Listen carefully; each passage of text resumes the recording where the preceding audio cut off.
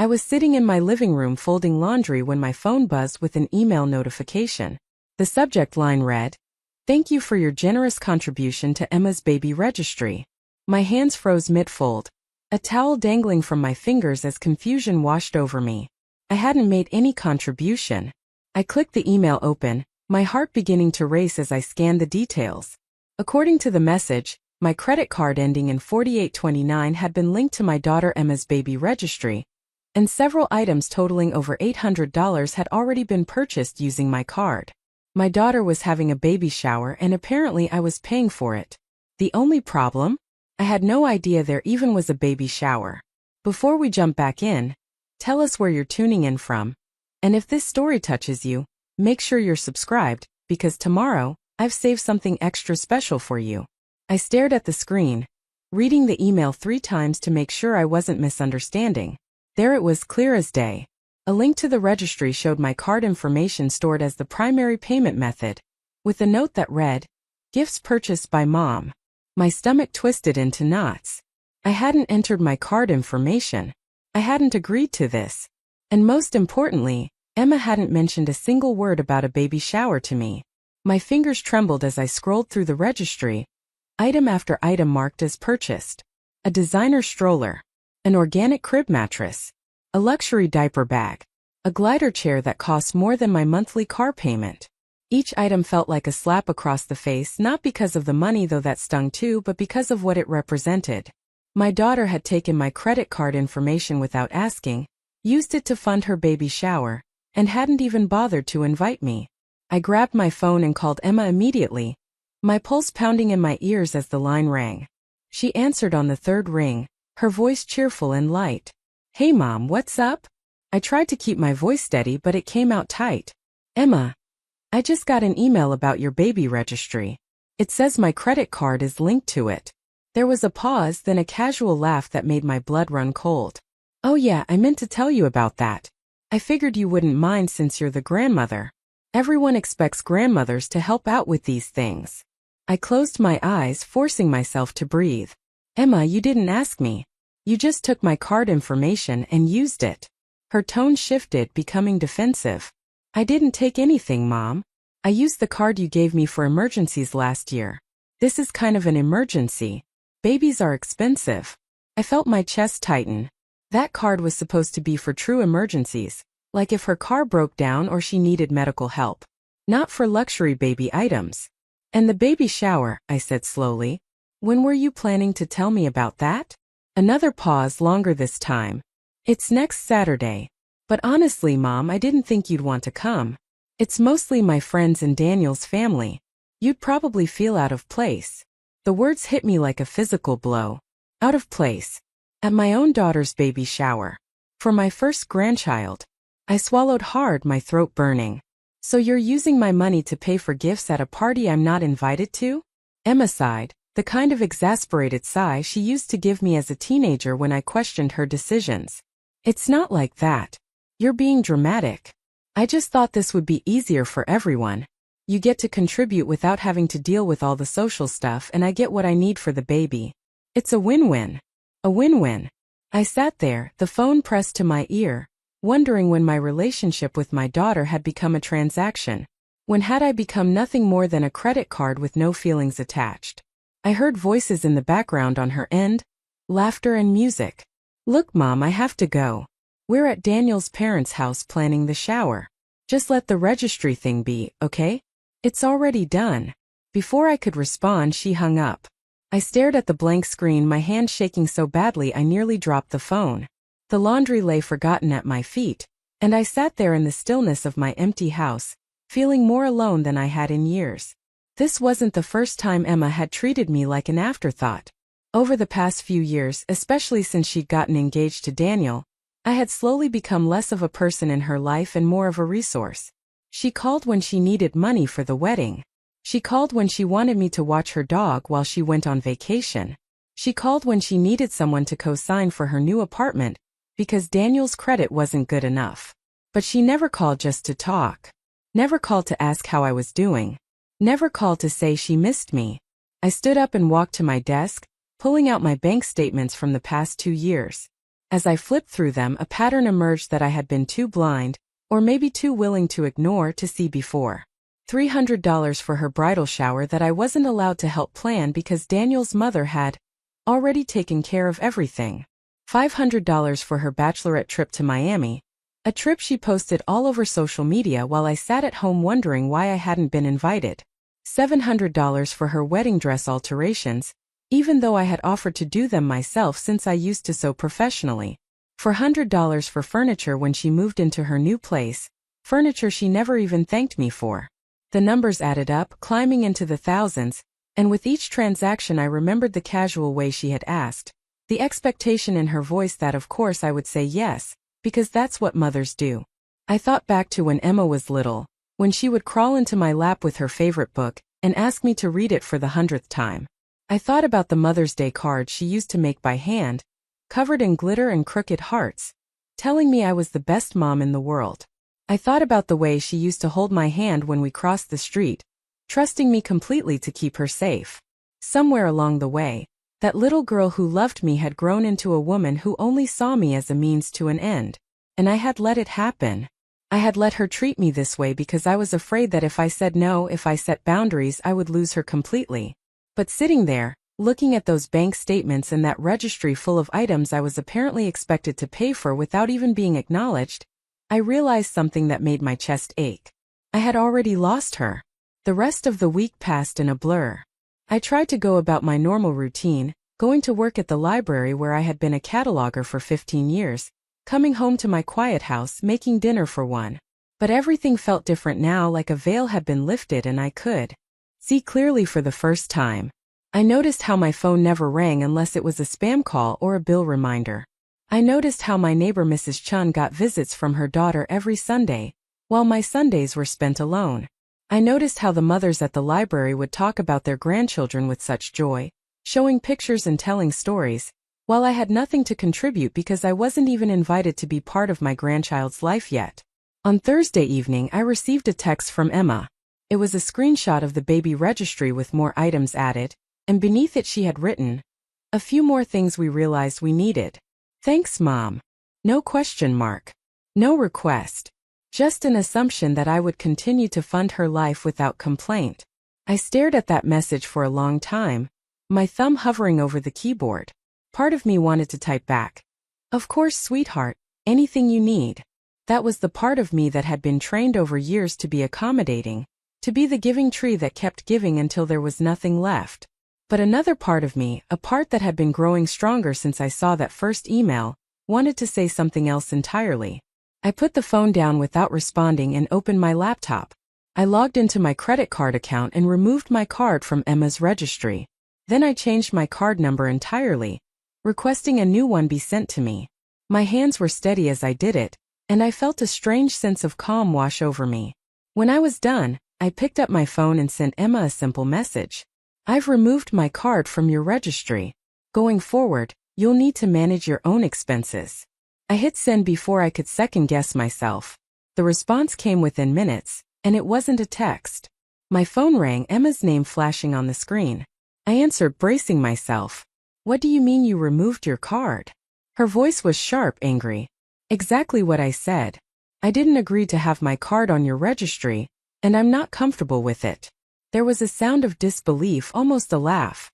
"Are you serious right now? You're really going to do this? I'm about to have a baby, your grandchild, and you're going to be petty about money." I felt my jaw clench. "This isn't about being petty, Emma. This is about respect. You didn't ask me. You didn't invite me to your shower. You just expected me to pay for everything while being excluded from the celebration." Her voice rose. "I told you you wouldn't have wanted to come anyway. And this is what grandmothers do. Daniel's mom has already contributed thousands to help us. Why can't you just be supportive like her?" The comparison to Daniel's mother stung, but I pushed past it. "Has Daniel's mother been invited to the shower?" Silence. Then quietly, "Of course she has. She's helping plan it." I nodded to myself even though she couldn't see me. "Then we're not the same, are we? She's contributing because she's involved. She's part of your life. I'm just a wallet." Emma's voice turned cold. "I can't believe you're making this about you. I'm the one who's pregnant. I'm the one who needs help. But fine, if you want to be selfish, be selfish. Don't be surprised when you're not involved in your grandchild's life.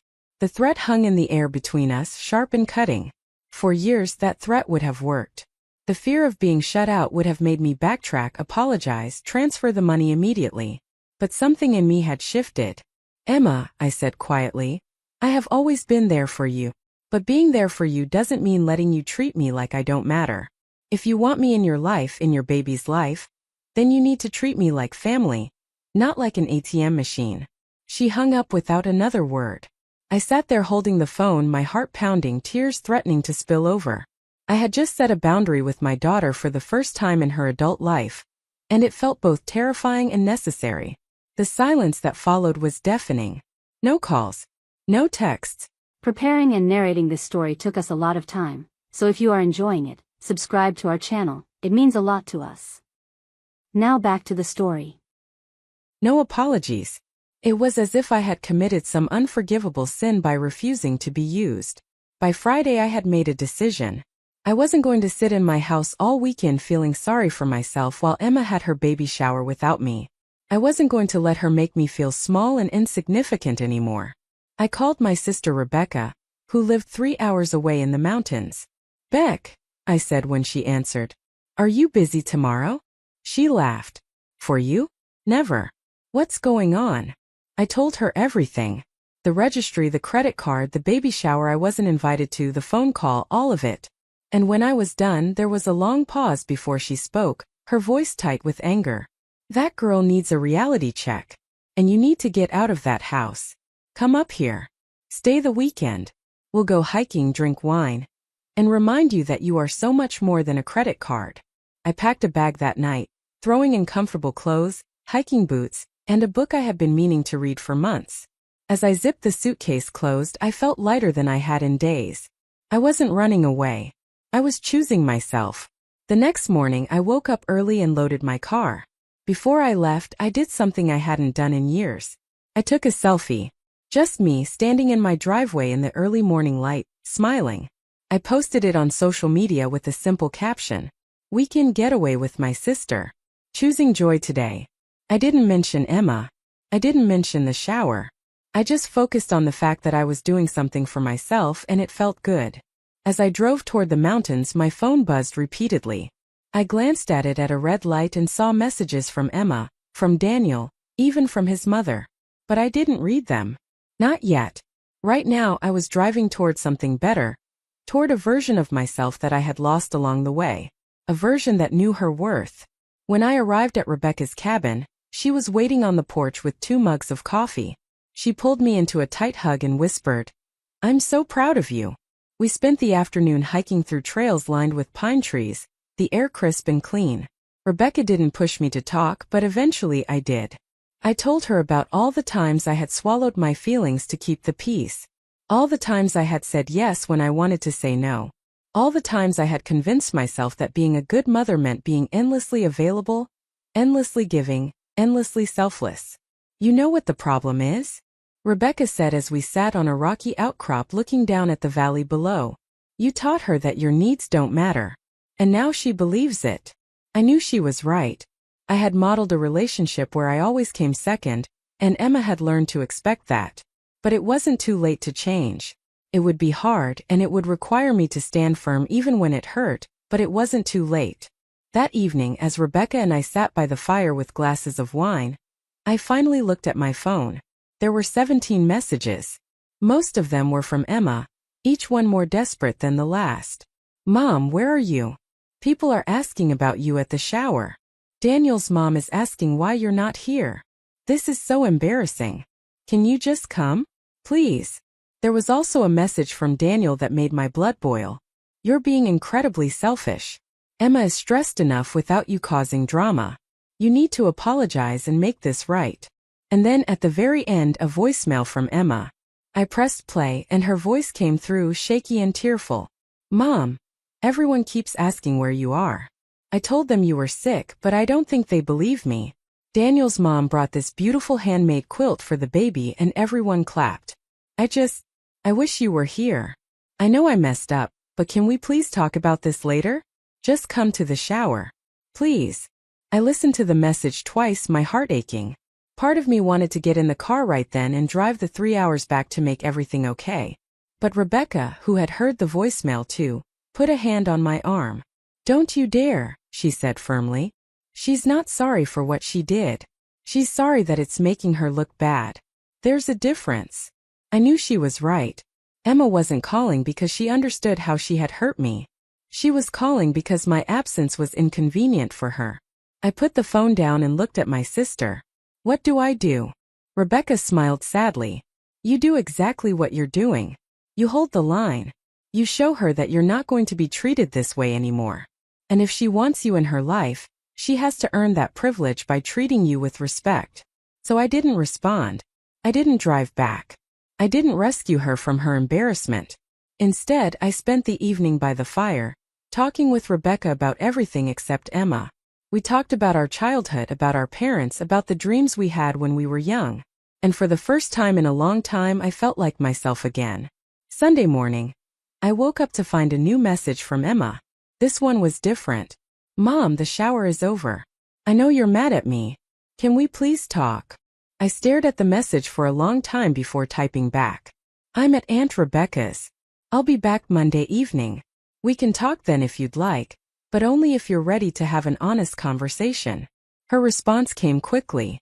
Okay, I'll come over Monday night.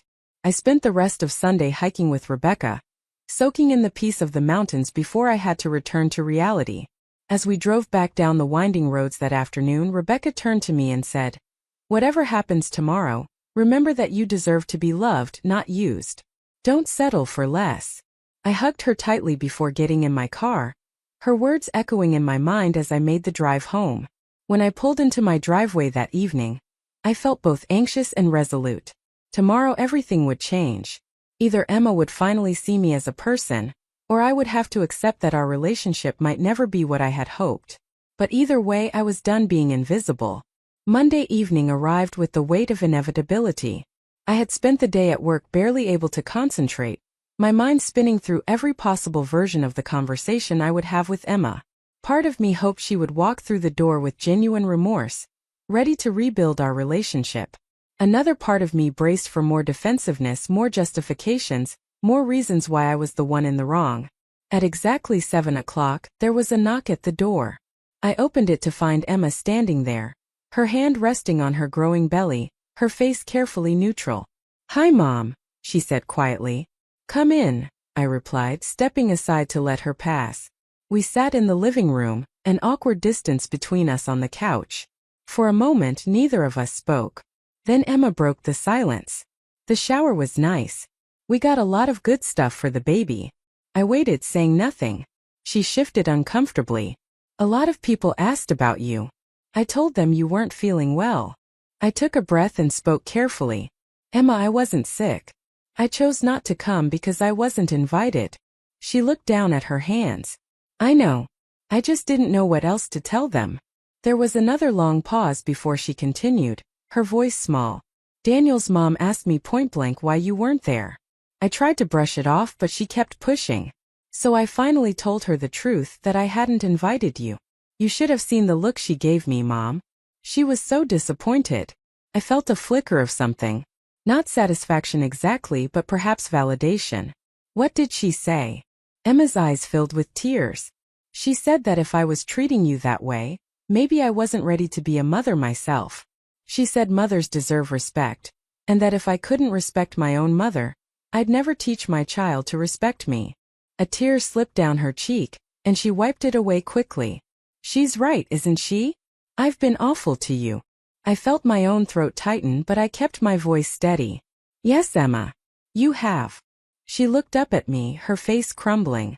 "I'm so sorry, Mom. I don't know when it started, when I began thinking of you as just someone who could fix my problems or pay for things. But you're right. I've been treating you like you don't matter, and that's not okay." I wanted to reach out and comfort her, but I held myself back. Words were easy. I needed to see if she meant them. "Emma, this isn't just about the baby shower or the credit card. This is about years of you taking me for granted. I need to know that you understand that." She nodded, wiping her eyes. I do. I've been thinking about it all weekend. About all the times I called only when I needed something. All the times I excluded you from things but still expected your help. All the times I chose Daniel's family over you without even thinking about how that made you feel. She took a shaky breath. I think I started resenting you after Dad left. I blamed you for the divorce even though it wasn't your fault. And instead of working through that, I just pulled away. And the farther I got, the easier it became to treat you like you weren't a real person with real feelings. This was the most honest Emma had been with me in years, and it hurt to hear, but it also felt necessary. Your father leaving was hard on both of us, I said quietly. But I never stopped being your mother. I never stopped caring about you. And I didn't deserve to be punished for something that wasn't my fault. She nodded, tears streaming down her face now. I know. And I'm so sorry. I want to fix this, Mom. I want you to be part of the baby's life. I want you to be part of my life. But I understand if you need time. I felt my own eyes welling up. I do need time, Emma. And I need more than just an apology.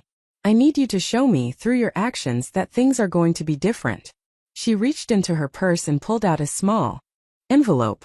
I know this doesn't fix anything, but I wanted you to have this. I opened it to find a check for $840, the exact amount she had charged to my credit card. I sold some of the stuff we got at the shower that we didn't really need, and I picked up extra shifts at work. It's not about the money, I know that. But I wanted you to know that I'm taking responsibility. I stared at the check, surprised. This was more than I had expected. Thank you, I said softly. This means a lot. Emma wiped her face and took a deep breath. I also wanted to ask you something. I know I don't deserve it, but would you be willing to come to my next ultrasound appointment? I want you there. Not because I need something from you, but because I want to share this with you. I felt something shift in my chest. This was different. This was her making an effort to include me, not just use me. When is it? I asked. Next Thursday at 2, she said. I know you work, but if you can't make it, I understand.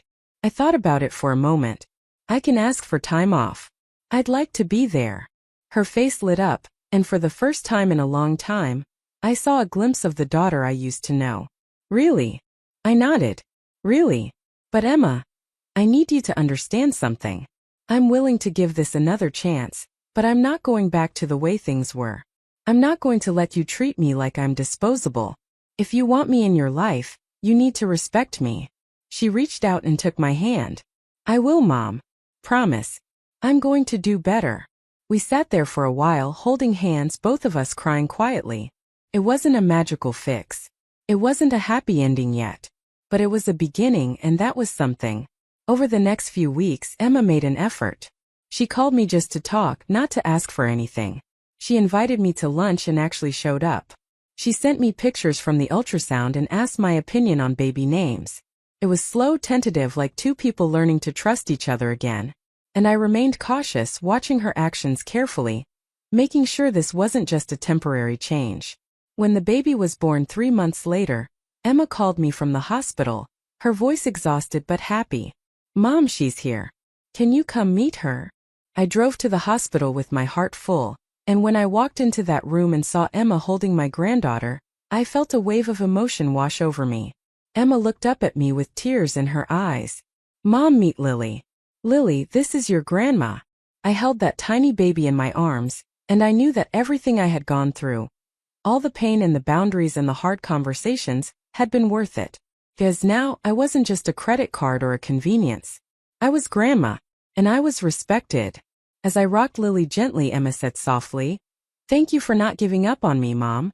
Thank you for loving me enough to tell me the truth, even when it was hard. I looked at my daughter, at the woman she was becoming, and I smiled. That's what real love does, Emma. It doesn't just give endlessly. It also teaches, and sometimes it says no. Because real love wants what's best, even when it's difficult. She nodded, understanding in her eyes. And in that moment I knew we were going to be okay. Not perfect, but okay. And that was enough.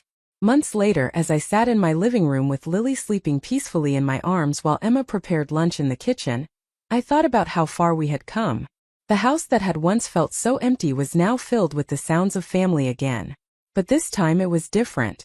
This time I wasn't giving everything away until I was empty. I was giving from a place of wholeness, and the difference was everything. Emma brought out 2 plates and sat beside me, watching her daughter sleep. "You know," she said quietly, "I'm glad you stood up to me. I'm glad you went to Aunt Rebecca's instead of coming to that shower. Because if you hadn't, I would have kept treating you that way forever." I looked at her. "And now?" She smiled. "Now I know better. Now I know that being a good daughter means respecting the woman who raised me. And I want to teach Lily that too." As I looked down at my granddaughter's tiny face, I felt a peace I hadn't known in years. Because I had finally learned the most important lesson of all. That sometimes the greatest act of love isn't giving more. It's knowing when to stop. It's setting boundaries. It's demanding respect. And it's teaching the people we love that we are worth more than what we can provide for them. We are worth being loved for who we are, not what we can give. The first few months of Lily's life passed in a haze of wonder and watchful waiting. I visited Emma and Daniel's apartment twice a week, always by invitation, never showing up unannounced the way I might have in the past. Each visit felt like a small miracle. Watching Emma cradle her daughter with such tenderness, seeing her transform into the mother I had always hoped she would become. But I remained alert, watching for signs that the old patterns might resurface, that the apologies and promises might fade once the newness of motherhood wore off and the exhaustion set in. It was 6 weeks after Lily's birth when the first real test came. I was at work, cataloging a new shipment of reference books when my phone rang. Emma's name flashed on the screen, and I felt that old familiar tension creep into my shoulders. I answered, keeping my voice neutral. "Hello."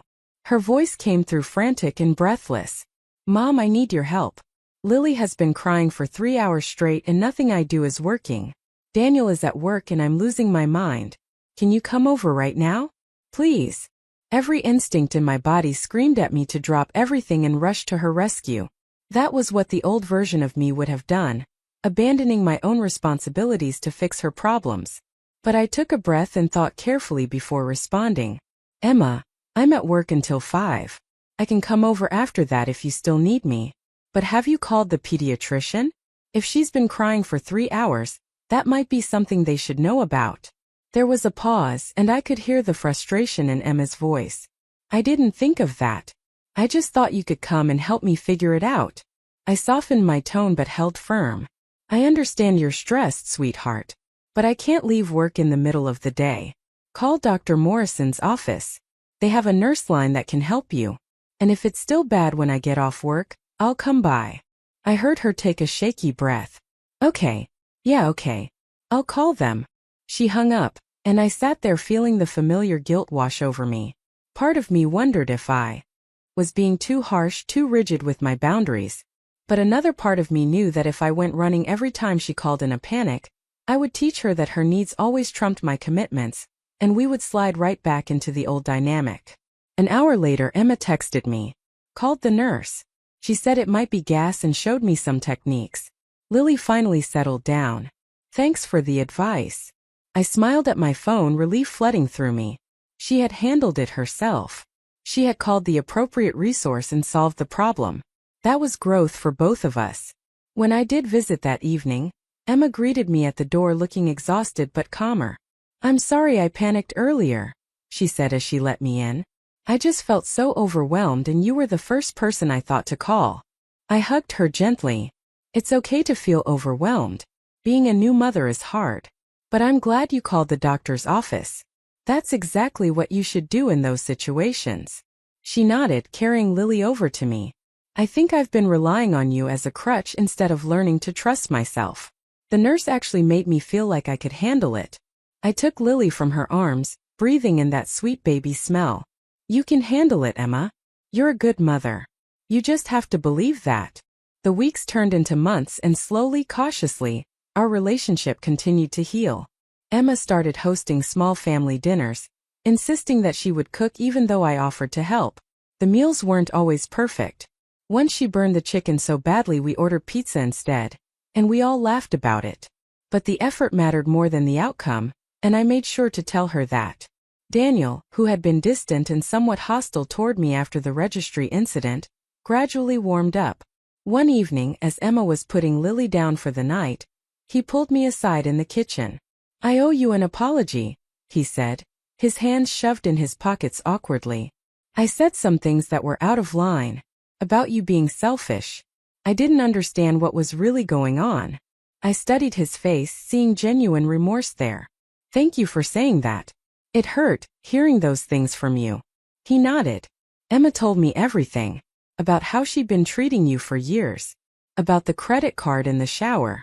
I'm ashamed that I didn't see it. I just thought that was how your relationship worked, and I didn't question it." I leaned against the counter, choosing my words carefully. "Daniel, Emma is your wife and I'm glad you support her. But support doesn't mean enabling bad behavior. It means helping her be the best version of herself. And sometimes that means challenging her when she's wrong." He looked down at his feet. "I know that now. I've been thinking a lot about what kind of father I want to be. And I don't want to raise Lily to think she can treat people however she wants as long as she gets what she needs. I want her to understand respect and boundaries and all that stuff." I felt a warmth spread through my chest. "That's good, Daniel. That's really good." He met my eyes. "So I want to do better. With you, I mean. I want Lily to see her grandmother being treated with respect. And I want to make sure Emma keeps working on it too. Because I know it's easy to slip back into old habits when things get stressful." I reached out and squeezed his arm. "I appreciate that more than you know." As autumn arrived and Lily reached 4 months old, Emma asked me to babysit for the first time. She and Daniel wanted to go out for their anniversary dinner, and she wondered if I would watch Lily for the evening. I agreed immediately, thrilled at the prospect of having my granddaughter to myself for a few hours. But when the evening came and Emma was giving me detailed instructions about Lily's routine, I noticed something that made my stomach clench. She had written out a schedule that was impossibly rigid, down to the minute, with instructions that seemed designed more to control me than to help Lily. Bath at exactly 6:30, not a minute later. Bottle warmed to exactly 98 degrees. Bedtime routine must include the white noise machine, the specific lullaby on her phone, and exactly 3 minutes of rocking. If she cries, wait 5 minutes before picking her up. I looked at Emma carefully. "Sweetheart, this seems like a lot of very specific rules. What if Lily needs something different tonight?" Emma's face tightened. "This is her routine, Mom. It's important to stick to it." I felt the old familiar pattern emerging, the need to control every detail, the lack of trust in my judgment. I took a breath. "Emma, I raised you. I know how to take care of a baby. I think I can handle one evening without a minute-by-minute schedule." Her eyes flashed with something, anxiety or maybe defensiveness. "I just want to make sure everything goes smoothly. Is that so wrong?" Daniel stepped in, putting a hand on Emma's shoulder. "Babe, your mom's got this. We talked about this, remember? About trusting other people and not needing to control everything." Emma looked between us, her jaw working. Then she closed her eyes and took a breath. "You're right. I'm sorry, Mom. I'm being ridiculous." She crumpled up the detailed schedule and tossed it in the trash. "Just do what feels right. You know what you're doing." I smiled at her. "Thank you. We'll be fine. Go enjoy your dinner." After they left, I looked down at Lily, who was staring up at me with those big curious eyes. "Well, little one," I whispered. "Looks like Grandma gets to do things her own way tonight." The evening was perfect. Lily and I had our own rhythm, our own way of being together. When she got fussy, I didn't wait exactly 5 minutes. I picked her up and held her, swaying gently until she settled. When bath time came, it wasn't at exactly 6:30, it was when she seemed ready for it. And when she fell asleep in my arms during our rocking time, I didn't put her down immediately. I just held her, breathing in that baby sweetness, feeling grateful for this second chance. When Emma and Daniel returned, they found me reading on the couch with Lily sleeping peacefully in the bassinet beside me. Emma rushed over, checking on her daughter with anxious hands. "How did it go? Was she okay? Did she cry a lot?" I laughed softly. "She was an angel. We had a wonderful time." Emma looked at me, really looked at me, and I saw something shift in her expression. "I was so worried. I almost called you 3 times during dinner." Daniel chimed in. "I had to hide her phone in my jacket pocket." Emma smiled sheepishly. "I'm working on it. The control thing. My therapist says it's related to anxiety and trust issues." I sat up straighter. You're seeing a therapist? She nodded. Started a few weeks ago. After everything that happened with you, I realized I had some stuff to work through. About Dad leaving, about control, about why I push people away, while also expecting them to take care of me. My eyes welled up. Emma, I'm so proud of you for doing that. She sat down beside me. I want to be better, Mom. Not just for Lily but for me. And for us. I pulled her into a hug, and for the first time in years, it felt like holding my daughter again. Not a stranger who happened to share my blood. Over the next several months, I watched Emma work hard in therapy, confronting patterns and beliefs that had shaped our relationship for so long. She started calling me just to talk, sharing funny stories about Lily or asking for advice without it being a crisis. She invited me to mother-daughter lunch dates, just the two of us, where we talked about everything and nothing. She even apologized for things I had forgotten about, small hurts from years past that she was finally processing. But the real transformation came during the holidays. As Thanksgiving approached, Emma called me with a request that caught me off guard. Mom, I want to host Thanksgiving this year. Here at our apartment. Just you, me, Daniel, Lily, and Aunt Rebecca if she can come. Small and intimate. I felt a flutter of anxiety. Are you sure? That's a lot of work with a 6-month-old. She laughed. I know. But I want to do it. I want to show you that I can be the one to take care of everyone for once. Will you let me? There was something in her voice, a pleading note that wasn't about getting what she wanted, but about proving something to herself. Of course, I said softly. I'd love that. She paused. There's one condition though. You're not allowed to help. At all. You're a guest, Mom. You just get to show up and enjoy. The words hit me like a wave. How many holidays had I spent cooking for everyone while Emma sat on her phone? How many times had I begged for help only to be dismissed? And now here she was offering me the gift of being cared for. Thanksgiving Day arrived with a cold snap that made the world feel crisp and bright. I drove to Emma's apartment with just a bottle of wine and a pie I had bought from the bakery, not made myself per Emma's strict instructions. When she opened the door, flour dusted across her cheek and Lily babbling in a bouncer nearby, she looked frazzled but happy. Don't you dare ask if you can help, she said immediately, pointing a wooden spoon at me. Rebecca is already in the kitchen driving me crazy with offers. You both go sit down and let me do this. Rebecca emerged from the kitchen, grinning at me. She's serious. She physically pushed me out when I tried to peel potatoes. I laughed and settled onto the couch, Rebecca sitting beside me. It felt strange, foreign even, to sit in someone else's kitchen while holiday cooking happened without me. But it also felt wonderful. Emma had music playing, and I could hear her singing along badly while she worked. Daniel kept wandering in to help and getting shooed away. And Lily, sweet Lily, was content in her bouncer, watching all the activity with wide eyes. This is surreal, Rebecca whispered to me. I never thought I'd see the day.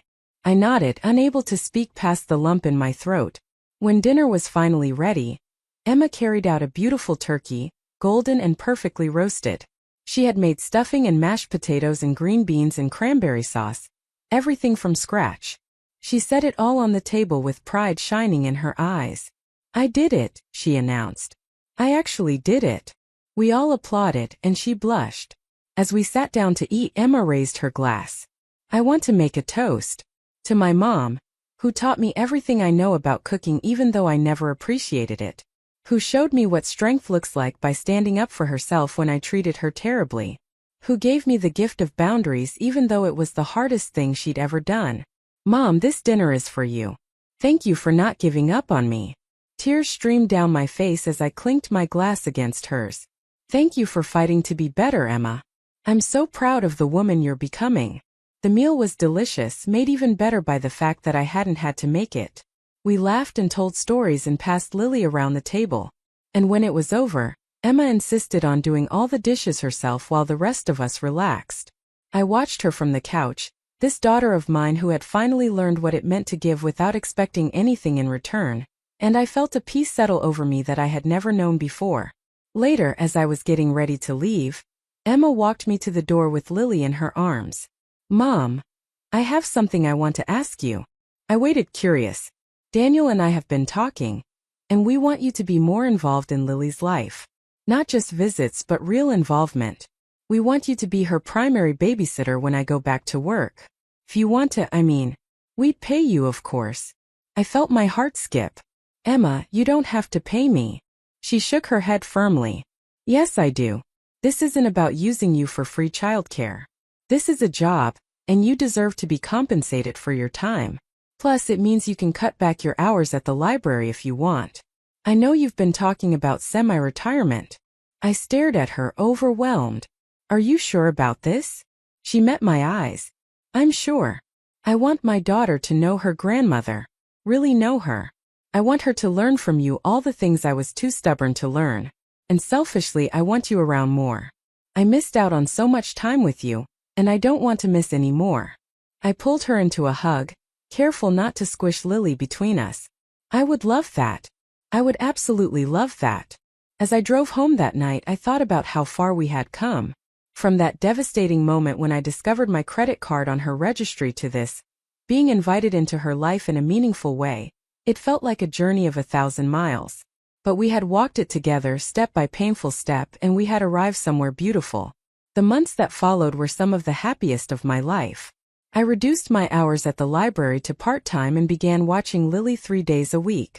Those days were filled with baby giggles, messy meal times, afternoon walks through the park, and the simple joy of being needed in a healthy way. Emma would drop Lily off in the morning with everything I needed, always asking if I was sure I was up for it, never assuming. And when she picked Lily up in the evening, she would sit and talk with me for a while, asking about my day, sharing about hers.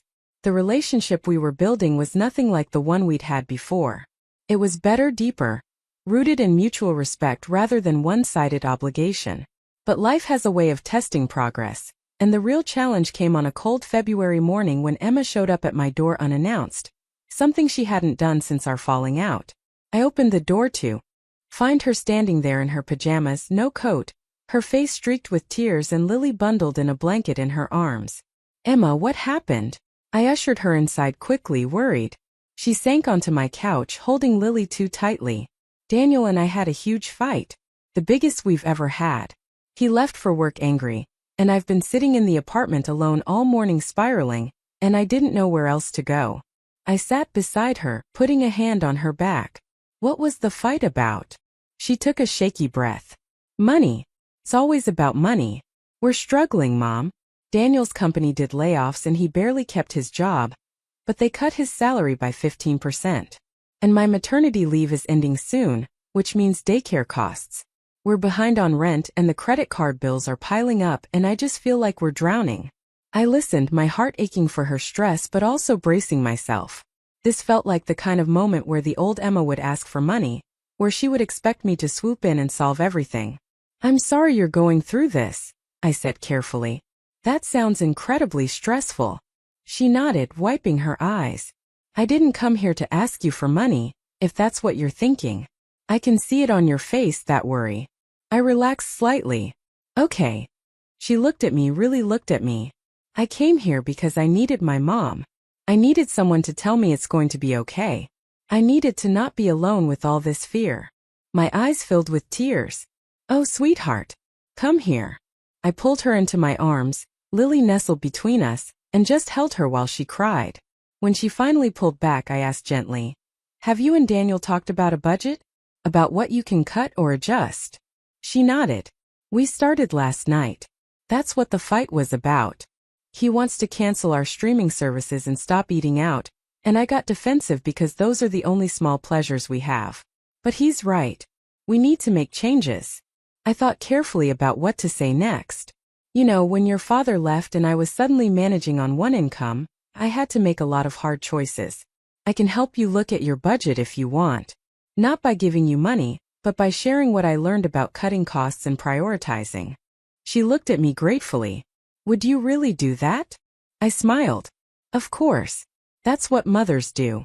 We share our wisdom, not just our wallets. We spent the next hour going through her finances on her phone, and I was surprised by how willing she was to be vulnerable about it. She showed me everything, the debts, the late payments, the impulse purchases she regretted.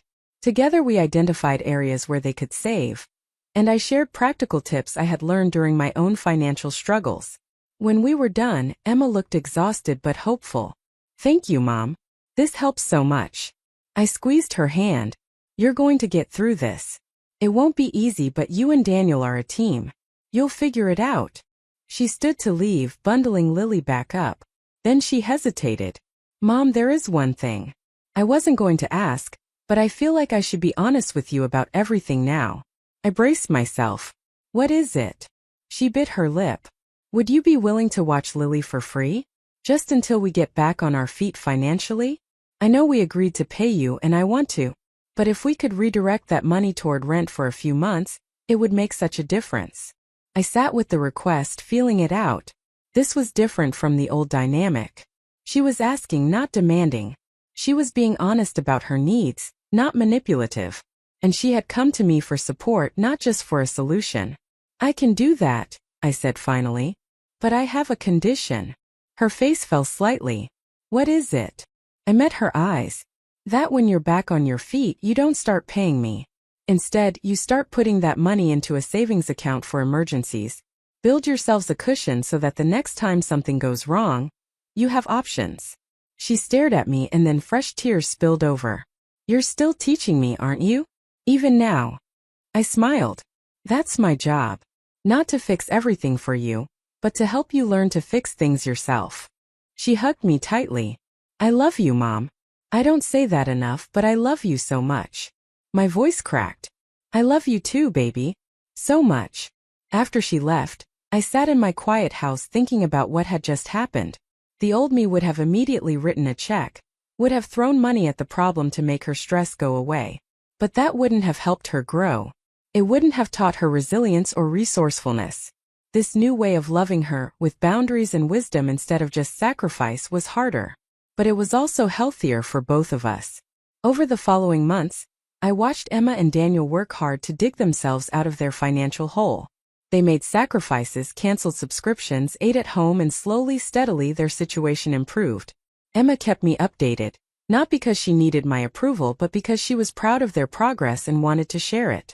And I celebrated every small victory with her, every paid-off bill, every month they made rent on time. By summer, they were stable again. And Emma surprised me one afternoon by showing me a savings account statement. Look, she said, pointing to the balance. $3,000. It's not much, but it's ours. Our emergency fund. I felt pride swell in my chest. Emma, this is incredible. You did this. She shook her head. We did this. You taught me how. As Lily's first birthday approached, Emma insisted on throwing a party, but this time, everything was different. She sent me an invitation in the mail, a real paper invitation with my name on it. She called to ask what food I thought would be good. She invited my friends from the library along with her friends. And when the day came, she had arranged for a caterer to handle the food because, as she told me with a laugh, she wanted to actually enjoy the party instead of spending it in the kitchen stressed. The party was beautiful, held in a local park with balloons and decorations and a small cake smash set up for Lily. I stood watching my granddaughter dig her tiny hands into frosting, smearing it everywhere while everyone laughed and took pictures.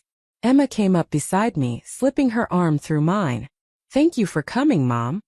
I looked at her confused. Of course I came. Why wouldn't I? She smiled softly. A year ago, I wouldn't have even invited you. I would have just expected you to show up and work. But now I want you here as a guest, as Lily's grandmother, as my mom. Not as help. I felt tears prick my eyes for what felt like the 100th time that day. This is all I ever wanted, Emma. To just be part of your life. She leaned her head on my shoulder. You are. You really are. As the party wound down and families started to leave, Daniel pulled me aside. I wanted to thank you, he said, for everything you've done for Emma. For us. She's a different person now. Stronger, more confident, more self-aware. And I know that's because you loved her enough to let her struggle. I squeezed his arm. She did the hard work, Daniel.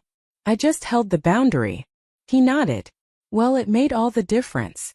I have my wife back. The woman I fell in love with, who got buried under anxiety and control and defensiveness. She's back, and it's because you didn't give up. As I drove home that evening, the setting sun painting the sky in shades of orange and pink, I thought about the journey that had brought us here. It had started with betrayal, with my credit card on a registry for a party I wasn't invited to. It had continued through pain and boundaries and hard conversations. And it had led to this, a relationship with my daughter that was built on something solid, something real. I thought about the woman I had been a year ago, standing in my living room staring at that email, feeling invisible and used. That woman had been so afraid of losing her daughter that she had been willing to accept crumbs. But somewhere along the way, I had realized that I couldn't lose what I never really had.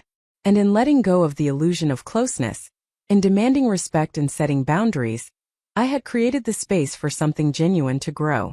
The years that followed were not perfect. Emma and I still had disagreements. There were still moments when old patterns tried to resurface, when she would slip into expecting too much or I would slip into giving too much.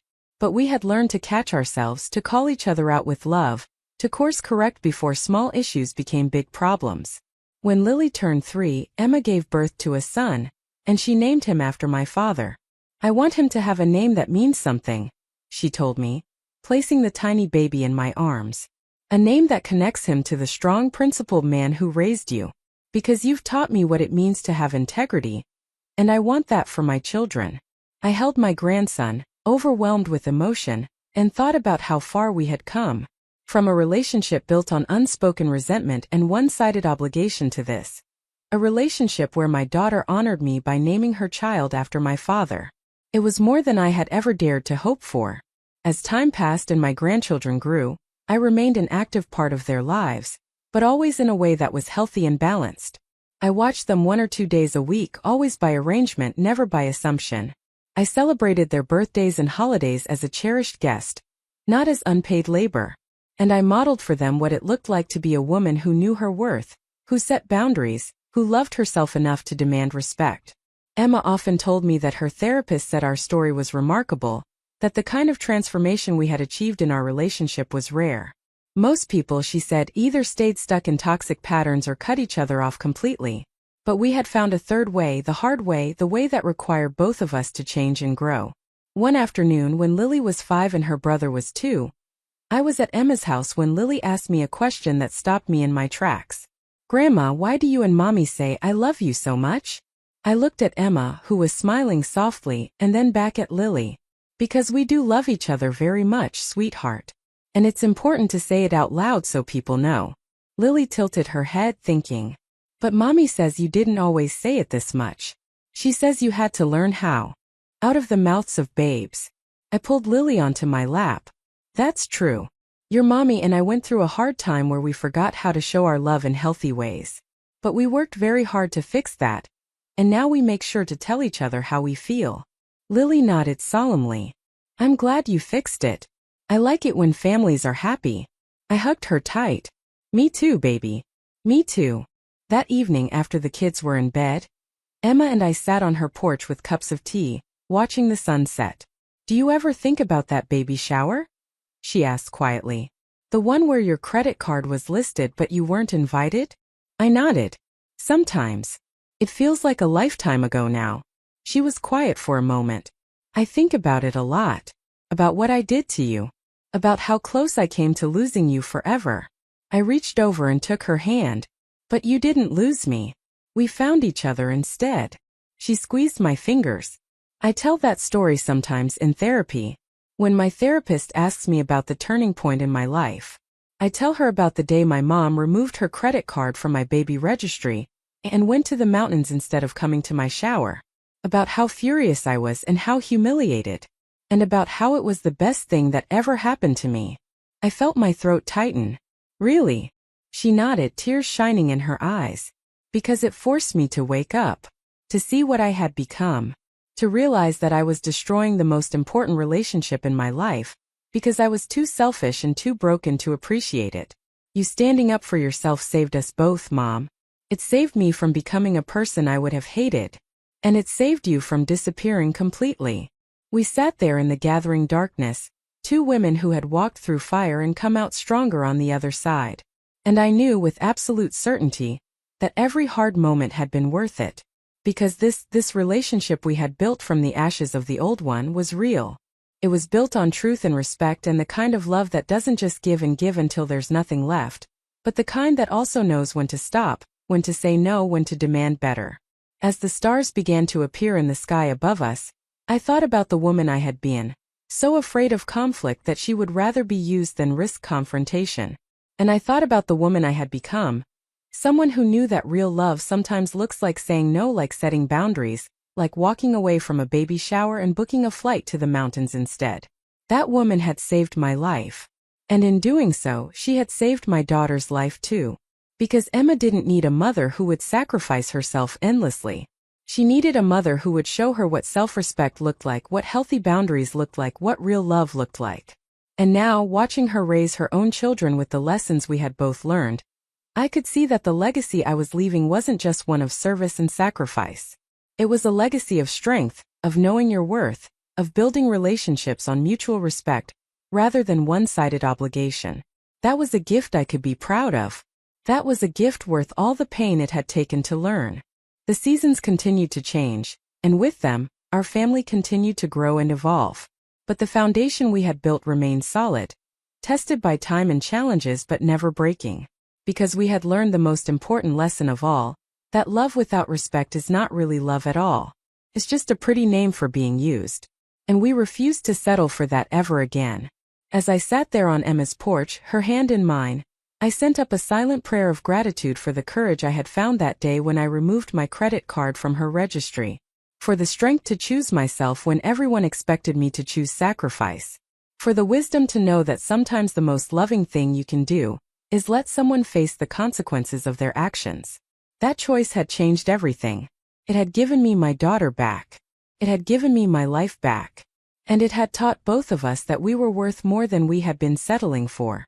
That was a lesson I would carry with me for the rest of my days, and one I hoped my grandchildren would learn by watching us. Because they deserve to know that love should never make you small, that family should never make you invisible, and that sometimes the bravest thing you can do is simply say no. Years passed and I found myself standing in the same spot where this journey had begun, in my living room, but everything was different now. The house that once echoed with loneliness now filled regularly with the sounds of my grandchildren's laughter. Emma called me yesterday, not because she needed anything, but because she wanted to hear my voice. That simple gesture still made my heart full. I looked at the photo on my mantle, the one from Lily's 8th birthday party last month. Emma had her arm around me, both of us genuinely smiling, no tension in our shoulders, no unspoken resentment in our eyes. Just a mother and daughter who had fought their way back to each other, and built something beautiful from the broken pieces. My phone buzzed with a text from Emma. A photo of Lily helping her make dinner. The kitchen messy with flour and vegetables scattered across the counter. The caption read, "Teaching her what you taught me. That cooking with love means making memories, not just meals." I smiled, my eyes misting over. She understood now. She finally understood. I thought about that woman I used to be, the one who discovered her credit card on a baby registry for a party she wasn't invited to. The one who felt so invisible, so taken for granted, that she could barely recognize herself anymore. That woman had been terrified of losing her daughter, so terrified that she was willing to accept scraps and call it love.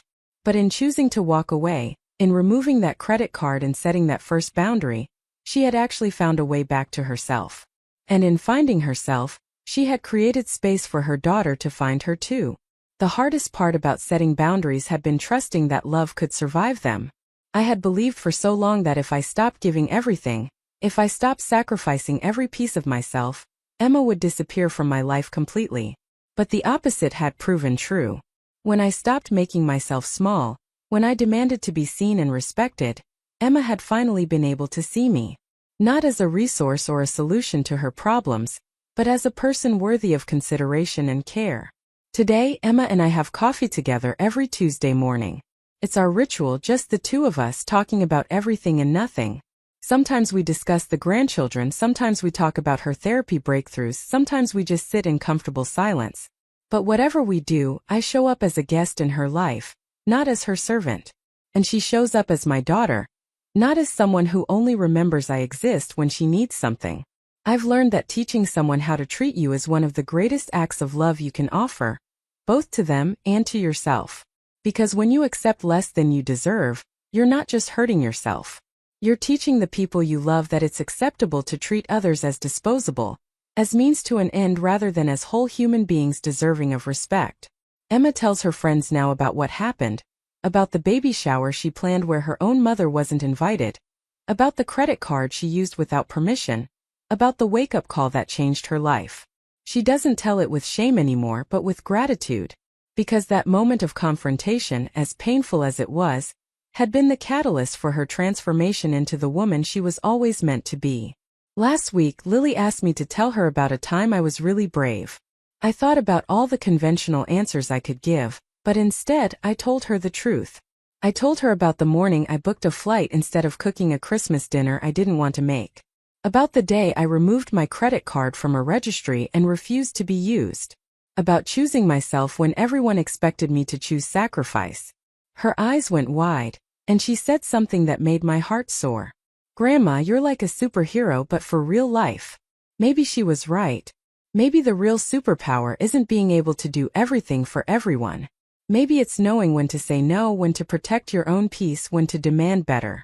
And maybe the real happy ending isn't everyone getting what they want, but everyone learning to give and receive love in healthy ways.